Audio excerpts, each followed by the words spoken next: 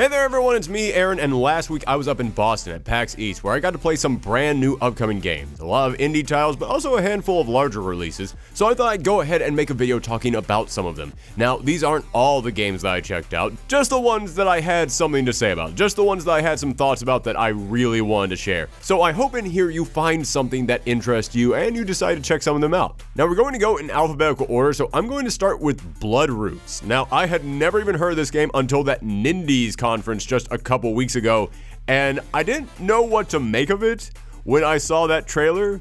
The trailer was some crazy hobo-looking guy with a wolf hat on, just going around murdering everything in his way. The only thing that I could tell from it that really looked interesting was that apparently you could pick up every single thing in the environment and use that as a weapon or as some kind of a prop to help you maneuver around the world.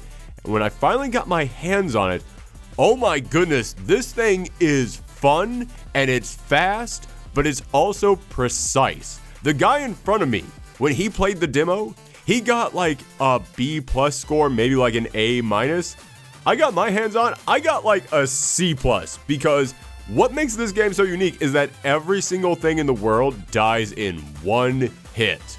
And that includes you. And as I said, this game is fast. You are running from point A to point B, and it's not just a straight line. There is a lot of maneuverability to this game. There are a lot of different platforms that you're going to have to jump around in this big open 3D world, but there are so many enemies around. But as I said, every single thing in this world can be picked up, and a lot of the items that you pick up as weapons, they can only be used once, but there's a couple of items that do have something of a health bar where it shows you how many times that you can use it. But it's not like every single thing is just a club that you just pick up and you just swing. Like I picked up a ladder and you could twirl the ladder around your head like it was a propeller. But if you're twirling that around and you decide to jump, you also get a little bit more distance that way. So everything even has like secondary effects if you decide to use it in just the right way. And as I said, this game moves quick. It's not like you stop and look around for a weapon. You have to keep moving because there are enemies everywhere and you die in one hit. But you can just pick up whatever is around you as you walk by it, turn around, start fighting them back. Yeah, this is one of those games that are going to be amazing for speedrunners. The entire time I was playing this, all I could think was, okay, I have no idea what I'm doing in this just yet, but I know if someone does know what they're doing, this is going to look beautiful. This is going to be one of those games that you're going to see at Games Done Quick, where someone is just picking up a weapon, beating it into an enemy, picking up a new weapon, beating it into 2 different enemies, jumping up onto a new platform, grabbing a new weapon as they go, going over to the brand new enemy that they find, then using whatever thing they dropped in order to pick that up and beat the new enemy. You can even pick up the enemies that you have beaten, like their body parts, and use those as weapons to beat other enemies. You can pick up somebody to beat another somebody in this game. This thing, when people know how to use it, it's going to look fantastic. I do want to play this again when it actually comes out, but I actually just want to watch other people play it. I think that this is going to be one of those games that are going to be really entertaining to watch people who actually know what they're doing with this game actually get their hands on it. Next up, we're moving on to a bit of a larger release, Dark Pictures' Man of Medan. Now, this is the brand new game from the studio that did Until Dawn. And they've done a few other games since Until Dawn, but none of them were Until Dawn again. And I want to encourage studios to try different stuff. I want artists to go out there and pursue whatever different idea that they have for a game. But I love Until Dawn, and I kind of just want this studio to make Until Dawn again. This is just Until Dawn again. And at first, I kind of wish that they just call this Until Dawn 2. Like, I wanted them to make that a franchise, but then I realized that the title of this, Dark Pictures, Man of Medan, means they are planning to make this a franchise. Like, they want Dark Pictures, then whatever the title of the new game is, to be a thing that they just do continuously forever. And I was playing this, and as I said, this is 100% just Until Dawn 2. Everything in this, even if it does not have the Until Dawn name on, it controls and it moves and it looks exactly like Until Dawn. You're now on a ship, you're not in a cabin anymore. There's a brand new cast of characters in here, which I like that. I want it to be an anthology thing where every single game has a different premise to it, but just controls the same. And it just has that feeling of whatever you decide to do in the game will affect how this horror movie ends up playing out. And I just, listen, I could go on and on about the mechanics of this game, But again, I can just sum it up by saying if you played Until Dawn, this is just Until Dawn again. There's a moment in which I found a photo, and I looked at that photo, and then I got a flash of an event that was going to happen in the future, exactly like what happened when you found the totems in Until Dawn. Like, there's even that warning system that lets you know, okay, here's the thing to look out for. This is going to be a decision you have to make. Just letting you know what to expect. And then whenever the little QuickTime events come up, it's got that little tick, tick, tick, tick, tick sound that the Until Dawn games had. So it's even got the same sound design as Until Dawn. Although I will say, when the QuickTime events came up in this demo I played, they were fast. I mean, they moved pretty quickly in Until Dawn. There was a chance that you could screw it up by accident. Here, if you are not paying split-second attention, you could screw something up massively, which I like that. Because in Until Dawn, I got like one person killed because I didn't know what I should have done in a situation and I just took a bad guess. But it's not like I screwed anything up and that caused someone to die. In here, I can see me getting a bunch of people killed because my reflexes aren't fast enough. And I did not play this demo while I was in my house with the lights turned off in the middle of the night with a storm going outside. No, I played this in a big open area on the showroom floor, very brightly lit, lots of complete strangers around me. And towards the end of this thing, when all these ghosts started popping up at me and all these QuickTime events started popping up at me and I had to hit them right just to make sure that someone survived, I'm pretty sure that I screamed out, "Oh, right there on the showroom floor." So I apologize to any parents who had their children right next to me while I was playing this thing. Yeah, I got invested in this thing.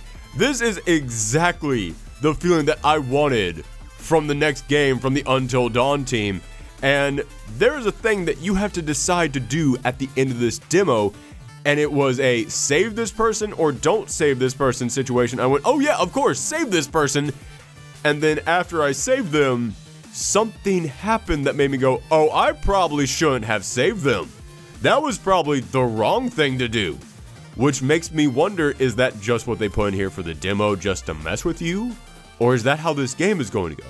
Is it going to be one of those things where what is the right choice might not always be the actual right choice? Because in Until Dawn, there was like one instance like that. But looking at this, I'm wondering if that will be something that comes up over and over again. And think about all the ways that my actions in this game could go completely wrong, even if they seem right. Out of all the games that I played at PAX East this year, this one wasn't objectively the best, like just looking at things like creativity and looking at gameplay and elements like that. No, this was not objectively the best.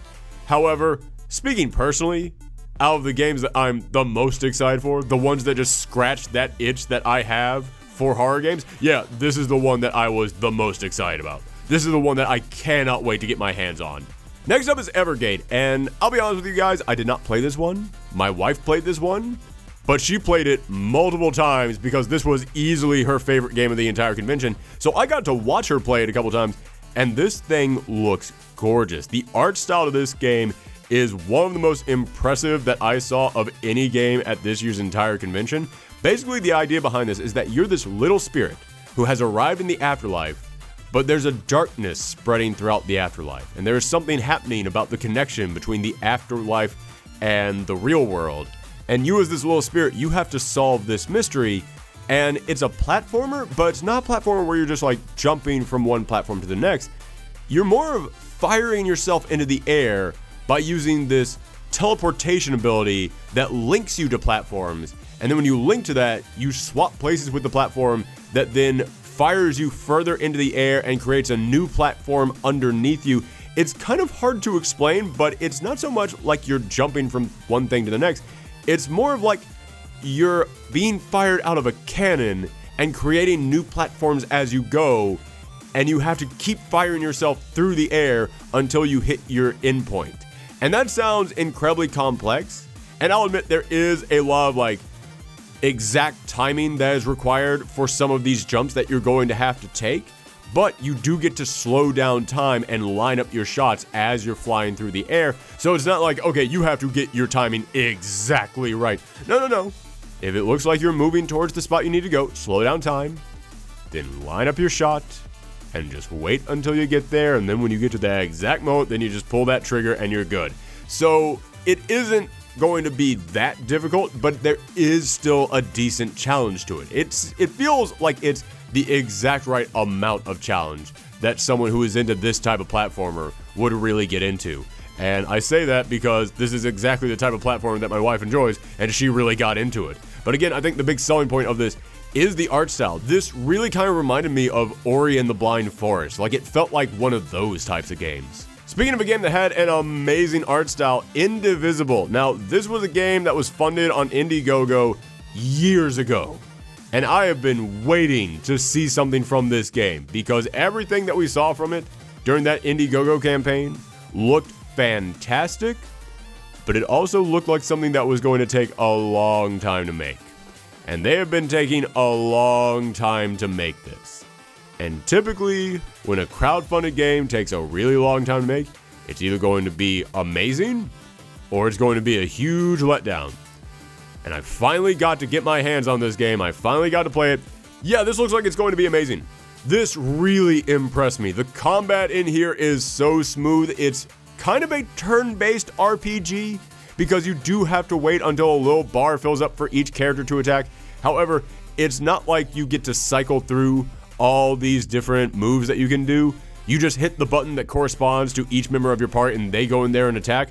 But if you hit each button at the exact right time, then you can get each character to basically do a combo with each other to do even more damage. So it's a very simple combat style, but it can actually be spiced up a lot with very little, and I really appreciate that. But what really works for this is the art style. This is all just a bunch of hand-drawn animation for every single one of these characters. It looks fantastic. This world and these characters look so darn good. And speaking of the characters, this was also the very first time that I got to see these characters talking and interacting with each other, and they each have great personalities. And you keep meeting so many different characters throughout this little demo that we got to play, and every single one of them was so much fun. So yeah, I cannot wait for this game. And also just running around the world and collecting all the stuff that you need for upgrades and jumping across all the different platforms in here, all that felt good. This was some of the smoothest gameplay that I got to play out of any game at this entire convention. So yeah, these guys have been taking their time on this game, but it shows. This thing runs and operates beautifully.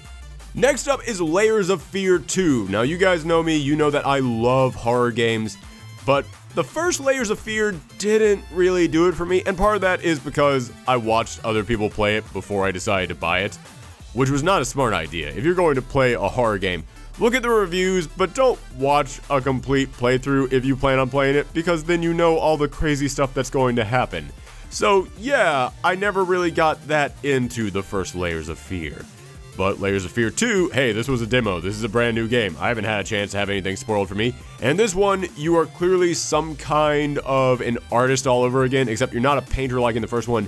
You're either somebody in the theater department or you're some kind of an actor. It wasn't entirely clear to me, but just like the first Layers of Fear, yeah, you're basically going through your past life. You're going through all the horrible things that you have done in your life, just being presented to you as some big delusional dream sequence. And this game knew how to mess with me. This game really did send a chill down my spine. I found this to be very unsettling. And again, I wasn't playing this by myself in a dark room with no one around wondering what that noise was that I just heard. I was playing this in a brightly lit convention room with tons of other people around me, and yet I kept jumping and twitching at everything that happened. Not at first. This game took its time building everything up, which you need to do in a horror game. You don't just want to have a bunch of jump scares coming at you. You want to take your time and slowly build up that tension, and this little demo that I played did a wonderful job of that. And unlike the first Layers of Fear, there actually are things that can attack you in this. There actually is an enemy that is like following you around like Nemesis in this thing, and I eventually did lose it. So I don't know if it's only there for a couple of levels or if I just ran so far ahead of it that never caught up with me again. But that does add a brand new element to this game that is going to make it far more tense. And towards the end of this, they started messing with you in the way that the camera portrays everything. Like, it kind of reminded me of Eternal Darkness a little bit, because towards the end of this thing, you're going down this hallway and there's all these arms coming out to touch you. And I was like, okay, well, I want to avoid that, so I'm just going to turn around and leave. And then I couldn't turn around. And I couldn't walk forward because there's all the arms in front of me. So what I had to do was walk out of this hallway backwards. And as I walked out of this hallway, more arms kept coming out trying to grab me. And all I could think was, oh God, what's going to be right behind me? Something is going to grab me at any moment and spin my ass around and just give me a big old jump scare, which it didn't do because this game is not about jump scares. This game is about just slowly building up that horror. But that was in my mind the entire time. It really felt like there is something right behind me at this moment, and the game is not letting me turn around and look at that thing that is right behind me at this moment. So this game, just like the first Layers of Fear, does a wonderful job of slowly just building everything up. But as I said, the first Layers of Fear didn't really scare me all that much. I could appreciate what it was doing, but it just didn't really have an impact on me, and I think that is because I kind of spoiled myself on it. This one, it did it for me. This one was freaking me out right there as I was playing it, and I loved it, and I cannot wait to get back to this. Alright, let's go ahead and get into a large release now, Mortal Kombat 11. Now, I'm not going to talk about this game too much because the beta already came out. You've already seen tons of people on YouTube already playing this, already talking about how this thing feels, how it controls, and I played this, yeah, it feels and it controls just like Mortal Kombat. If you like Mortal Kombat, you're going to like this. It worked great. However, I got to experience this in a way that I don't think a lot of other people have experienced this yet. I got to play this on the Switch. And I remember when this was announced for the Switch, I thought, oh, really? Is it going to be able to handle all those next-gen graphics on the Switch?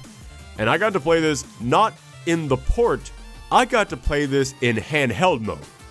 And I gotta come in here and say, yeah, in handheld mode, it still plays great. Everything still moves incredibly smoothly, like there is no buffering time on this thing, there are no frames being dropped. This thing still runs perfectly in handheld mode on the Switch. Graphics-wise, yeah, that's kind of the reason why it's able to run perfectly in handheld mode on the Switch. Those graphics take a hit. This almost looked like a mobile game when I was playing it, and I've actually heard in a couple of interviews some of the Mortal Kombat guys address this and say, well, you know, we're still fine-tuning it. We're still fine-tuning how it looks on the Switch. It's not quite where it's going to be on the Switch. But at the moment, yeah, you know, maybe on the screen, maybe when you have it in the dock and it's on your TV, it will look great. I did not get to experience it like this. I am only talking about in handheld mode. In handheld mode, it looks rough. But again, it still handles wonderfully. So if you only care about that, or if you're not going to play this in handheld mode at all, then it probably isn't going to be a problem for you. However, if you have both a Switch and another console, and you're trying to decide which of these do I want to get Mortal Kombat 11 on, you know what? I think I'm going to get on the Switch because I really like the idea of being able to take it on the go. Hey man, that is a positive. That is something that none of the other consoles out there have. But if you're trying to make that decision, I would say wait until you see some reviews on this. Wait until this game actually comes out and you can see if they were able to clean this up any on the Switch. Then look at what this actually looks like in handheld mode on the Switch. Like, wait until you see some videos on YouTube of people comparing what it looks like in handheld mode on the Switch to see what you think of it, and then make your decision. Don't go pre-ordering anything just yet. That's all I'm saying. Now, so far, I've been very positive on these games, but not everything was a winner. And I honestly went back and forth on whether or not I should talk about this, but I do kind of have to spotlight at least one game that I didn't really care for, simply because then you know I'm not just coming in here and praising everything I got my hands on.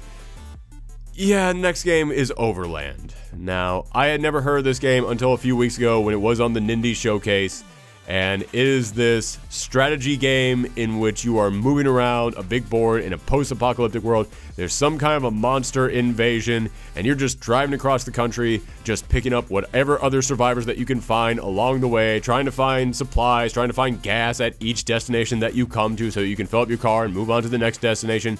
It's a cool idea, but man, the execution isn't there.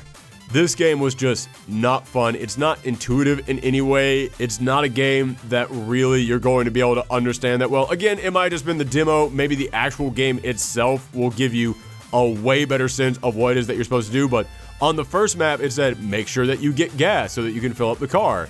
And there was a gas can right there. And I went to the gas can, and it wouldn't let me pick it up. What I had to do was go over to a different car and siphon the gas out of that car and use that in my car, and I just kept thinking, but there's a gas can on the map. Why can I not just use that? And then we got that, we moved on to the next place, I found a survivor, and this is all randomly generated apparently. Nobody's going to play this game exactly the same because nobody's going to have the same gameplay experience, because I watched other people playing this demo, and yeah, they were finding completely different survivors, they were finding multiple survivors. I only found one survivor in my whole time. I found someone who found a dog, and that was their friend that was helping them along the way. Yeah, I didn't get to do any of that. Maybe if I got to play with the dog, then all of a sudden I would have enjoyed this game way more. But yeah, it was just me and this one other guy that I found just going from one place to the next. And honestly, just nothing of any interest ever happened in this thing. We just moved to the next place, find gas, moved to the next place, got to the next place, found gas, moved to the next place. Now there's a monster here. Walk around the monster, get gas, go to the next place. Now there's a bunch of monsters. Demo is over and we died. That's it. Yeah, I didn't have any fun playing this thing. I don't think the art style is really charming or interesting or looks very good in any way. And the gameplay was just a lot of nothing. Now, maybe that was just the demo. Maybe that changes dramatically in the actual game itself, but this was not a good demo. This demo did not make me want to come back for this. And I watched a lot of other people at this booth as soon as they finished the demo. They did not turn around and talk to the devs. They did not go over to their store and buy any merch. They just put the controller down, turned around, immediately left. Like, no talking to anybody there, just, well, guess that's over. Leave. So, yeah, that was kind of my experience with this. I really did not find this entertaining at all. Or, to put it another way, this game was not rad. But you know what was kind of rad? Rad. Yes, the new game from Double Fine Studios is here. Its name is Rad, and it is some weird 80s post-apocalyptic techno walking around, slaying monsters, opening up puzzles kind of game. And honestly, what can I say about this other than it's a Double Fine game? Do you like Double Fine games? You're probably going to like this. I honestly found the combat in this to be kind of simple. You just pick up items, you go over, you beat up monsters, and that was pretty much it. It was really simple. However, the one thing that does make it unique is that you've got this little bar that's slowly filling up as you fight and as you collect things in the world, and when it fills up, then all of a sudden, you get some mutation. Like my character just grew wings, and then the bar resets, which makes you realize that as soon as it fills up again, you're going to get a secondary mutation. You're just going to keep getting freakier and weirder as this game goes along. It's a bunch of really cool ideas packed into kind of simple gameplay, but you know what? Kind of simple gameplay can really be spiced up by some really cool ideas. And I really like the tone of this game, not just in how it looks, not just in like the little details, like the fact that as you walk around, you leave fresh grass behind you in this post-apocalyptic world. That's a really cool thing to throw into this. But it just has this unique, Double Fine sense of humor to it. When I got to the final boss did end up killing me, and then it comes up and it just says, "You weren't rad, but I'm still proud of you." And I don't know why, but just hearing this weird godly voice coming in saying, "I'm still proud of you," it just made me go, you know what? Dying to that final boss wasn't so bad. Oh, Rad, you're a pretty fun game after all. I can't be mad at you. Yeah, this game was insanely charming, which is exactly what I want from a Double Fine game. Next up, another rather large fighting game release. I got to play Samurai Showdown, and I have not played Samurai Showdown in about 10 years. Yeah, it's been a while, but in all fairness, there hasn't been a Samurai Showdown in about 20 years. So it's kind of a big deal that they're finally bringing this back. And Samurai Showdown, it was never one of my favorite fighting games, but it was still unique, and I did still really enjoy the stuff that made Samurai Showdown different. And this is Samurai Showdown. That's honestly the best thing that I can say about this game. It still feels and operates exactly like Samurai Showdown, which is kind of great because, as I said, it's been a long time since we got another Samurai Showdown.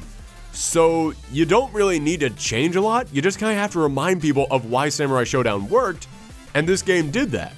I was going up against, I can't remember her name, but she's like the Night Lady, and she does this big triangular slash, and as I was going up against her, I got these flashbacks of how she would always kick my ass in the old games. And she ended up kicking my ass in this game. I just went, yeah, that's exactly what Samurai Showdown is like. This feels exactly like the old games felt. So I don't have a lot to say about this other than the fact that if you were a fan of Samurai Showdown, this game is in good hands. It's going to give you that stuff that you missed from the old Samurai Showdown. And if you never got to play Samurai Showdown, this is going to be a good introduction to that. Next is Shadow Brawlers. Now, a couple of years ago, there was an indie game called Black and White Bushido, which was a game where you and another player, and I believe you could actually get up to 4 players in there, would play as samurais, and one team would be white, one team would be black. And you would be on an arena where everything in the background was either black or white, and if one of the white characters stood in a white background, they would be completely invisible. If one of the black characters stood in a black background, they would be completely invisible. So it was a weird, like, stealth party game almost, in which teams of players would have to go up against each other, but you would not be able to see where each other was unless you tried to move, and then you would be able to see each other. So you would have to kind of like disappear to sneak up on your opponent, but as soon as you started sneaking up on your opponent, you would be able to see where each other was. Or if you crossed into a color that wasn't yours, then all of a sudden it would like basically almost be like a spotlight shine on you. And it's a really cool idea, but I didn't really care for the flavor of it. Like, it just felt way too basic to me. Shadow Brawlers takes that same premise, spices it up with more colors than just black or white, and has an amazing design to it. This might have my favorite character designs of any game that I got to play at this year's convention. Every single character in here looks so darn cool, but then they also have like the little chibi versions that actually represents them when you're playing as them, and those still look incredibly detailed and incredibly sweet. But as I said, there's multiple colors in here, so you have to cycle through the different colors that you want to use on every single map. And yeah, again, it's like a party game. You can have multiple different people on the field at once, and you have to jump around and have to disguise yourself wherever the color is appropriate for you. But it's not like you are one color and the background is one color. You can swap between the different colors of backgrounds that you're moving between, but you have to be conscious of that thing. So yeah, this is just basically taking that premise from that Black and White Bushido and jumping it up to a brand new level that actually makes it something that is very interesting to me. And it just has this fun tone to it, because after every single match, it will put you guys on little platforms depending on how many points you have, and then you can jump around and still beat each other up and try and knock each other off these platforms, which doesn't really add up to anything, but it does show the tone of this game. It does show, hey man, this is all just here for fun. And yeah, I played this with a couple of other people there at the convention, and I actually had a lot of fun with it. This is going to be one of those games that are going to be great for parties. It's going to be great for people who want to stream this with a bunch of other players. So this is one of those games that I feel like you do need to look out for, because I think in a couple months when this thing actually comes out, yeah, you're going to see a lot of streamers gain their hands on this thing. Next up is Sparklight, and I really want to applaud this game because it has so much going for it. Like, the design of this world and the characters are all absolutely adorable. It's this old pixel style to it, but it doesn't look like it's just trying to cash in on everybody's nostalgia. It actually looks like this was made with love by people who love that art style. The character designs are fantastic in here. The world is very unique. It's this world where everything is constantly being shifted and moved around because there are goblins underground. They're just tearing everything up. So you have to go underground to fight these goblins. But that's their excuse to make it so that the world map is constantly changing, and it's being randomly generated each time that you go into this world. So that way you can't just go, all right, let me just go from A to B on this one. No, you actually do have to work every single time that you get dropped in here. And you're going to get dropped in here a lot because it's a roguelike game. So every single time that you die, you go right back to your starting point. But you can upgrade yourself with the cash that you got, so you have a better chance of surviving each time you go out there. But as I said, each time you go out there, it's going to be a brand new world that you go into. This is all a lot of really great ideas. It's stuff that I've enjoyed in other games, and I looked at this and went, you know what? This looks like it's being made by people who understand what makes those other games work, and they're going to have something special here. This felt to me like this could be this year's or next year's or whenever this comes out. It could be that year's version of Owlboy, or it could be that version's year of Shovel Knight, that indie game that just takes people by storm. But I can't fully applaud this yet, because this is early in development. This thing is still fresh. Yeah, this thing, it wasn't that fun to play, but it's not like it wasn't that fun to play because it's not a good game. It wasn't that fun to play because it's not ready. This thing needs to be in the oven a little bit longer. And you could tell, like, the devs were coming up to me and just going, hey man, just so you know, this thing is still really early. So the loading times are really, really long in this thing. And if you encounter any glitches, make sure that you let us know. And yeah, it wasn't operating quite right, but the art style is great. The idea behind this game is great. I really love the characters in this. I really like the lore of the world that they're setting up. And the way that the game operates, it doesn't feel like anything that could be screwed up that badly. It looks like the lack of fun that I had playing this thing was solely from the fact that, yeah, it's just not ready yet. So I'm going to keep my eye on this one, but I really do think that this has a lot of potential. Now, this next game is actually kind of different from all the other games that I've talked about, and I'll let you know why in just a second. It's Speed Brawl, and the developer for it described it to me as Streets of Rage meets Sonic the Hedgehog. Because it is a side-scroller beat-em-up in which you're going left to right, just beating up every enemy on every single part of the screen that you come to. So, okay, you know, that's not always been my type of game, but there's an audience for it out there. However, the point of it is that you're in a race, and you are trying to get from the starting line to the finish line as quickly as possible, and each of your characters, they can really move, they can run.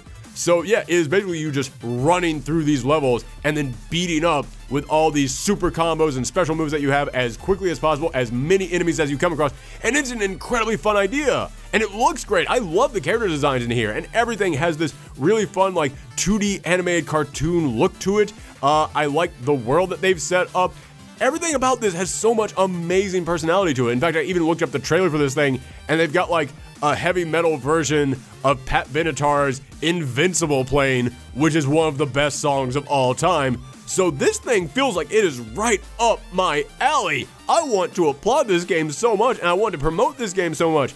But I said that this was different from all the other games I've talked about. Why is this different? Because this game already came out. This game came out about 6 months ago. It's been out there on the PlayStation and on the Switch and on Steam. It's out there. And no one is talking about this thing. And I asked the dev, oh man, that's incredibly fun. I can't wait for this thing. When does it come out? And he was like, it's already out. Like, you could tell that this poor guy, he made a great game. He made a game that everyone should be talking about, but it must have just gotten buried under all the other games that's been released out there. This game gets a huge recommendation from me. I absolutely want people to go and check this game out. This was so much fun. It is a unique twist on an old style of video game. It did bring something new to the table, and as I said, it just looks so darn good. It's got such a great flavor to this, and the character designs are wonderful. But as I said, no one's talking about this thing, so I'm gonna talk about this thing. Go out there and check this game out, everyone. Now, the last game that I'm going to talk about is Super Crush KO. And this game, it looks alright. It's got charming design and art style to it. It's definitely leaned very heavily into the 90s nostalgia that is going on right now. But it wasn't anything that really blew me away. I just thought, you know, it looks okay. But I wanted to play it because the name just kind of caught my attention. Super Crush KO. That's just a fun name for a game. So I was like, alright, I'll check this thing out. And it is a side-scrolling game in which you're just destroying enemies on every single level. But this game won me over almost as soon as I started playing it, simply because the combat is amazing in this game. There are so many abilities that you can get, but not like an infinite number in there. It's a manageable amount that you can remember as you go along and play through every level of this game. But every single one of these moves can be chained into so many different moves that you have to basically create this huge variety to the gameplay, and it operates so smoothly. Like, there was never any moment in here in which I said, wait, I tried to do this thing, but instead I did this thing, or I want to do this thing, but I don't think that these buttons are responding as quickly as they should respond. This game flows like water. This game is so smooth and clean with its combat system. You can go in there, give an uppercut, then do this spinning kick into the air to fly an enemy up there, but then another enemy is firing a laser at you, so you have to stop yourself from falling into that. So then you pull out your gun and you start firing that in the air, and as you fire, it keeps you from falling down, and as you're firing, you're then taking out another enemy that you're blasting at, and then once you have finished firing, the enemy has finished firing their laser beam at you, so you drop down, and then you start doing combos to another enemy in there. That's how almost every single level was, but with so much more variety in how you could spice that up. The combat in here is great. I, a couple weeks ago, reviewed Devil May Cry 5, and I said that might have my favorite combat system in any game I've ever played. And I was playing through this is like 2D Devil May Cry. Except, you know, cutesy and full of 90s nostalgia. So yeah, this is a game that it looks okay. It doesn't look like anything amazing, but it plays like something amazing. This was probably the biggest surprise I had of any game at this convention. But there you go, those are the games that I played at PAX East that I really wanted to talk about. There were a couple other games I played, but you know, they were just okay. They didn't really have a lot to say in there. And there's a ton of other games that I wanted to play that I just couldn't because the lines were insanely long. But let me know which of these games sound the most interesting to you. If you get to check any of these out in the future, let me know what you thought of them down in the comments below. Or you can always contact us on Twitter and Twitch. On Twitter, we're at Thorgi's Arcade, and on Twitch, we're at Professor Thorgi. Thanks for tuning in, everyone. Come back next time. Bye.